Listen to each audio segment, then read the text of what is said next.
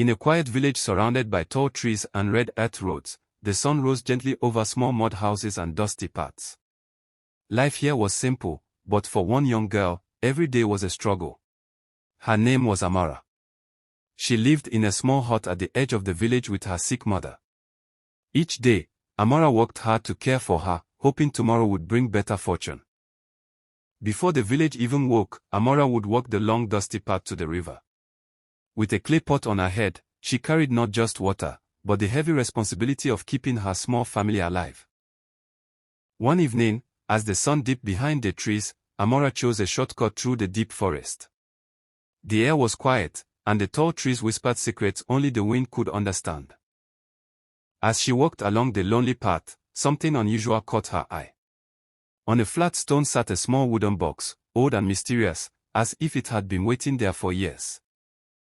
Curious, Amara slowly opened the box. Inside lay a shining silver bracelet glowing softly like moonlight. The moment she touched it, a strange whisper echoed through the silent forest. The whisper promised a powerful gift. This bracelet could borrow tomorrow. Without thinking too much, Amara placed it on her wrist, and suddenly the wind swirled wildly around her. When the spinning stopped, everything had changed. The night was gone, and the bright sun stood high in the sky. Somehow, Amara had skipped the entire night and stepped into tomorrow. Soon, Amara began using the bracelet whenever she needed help. Fruits appeared before they were ripe, herbs grew before their time, and slowly her home filled with food and hope again. But the villagers started to notice the sudden change. How could a poor girl suddenly have so much? Whispers spread through the village like wind through dry grass. Then something strange began to happen. The sun seemed to race across the sky, and the days felt shorter than before. Each time Amara borrowed tomorrow, today began to disappear. One night, Amara looked into a bowl of water and froze in fear.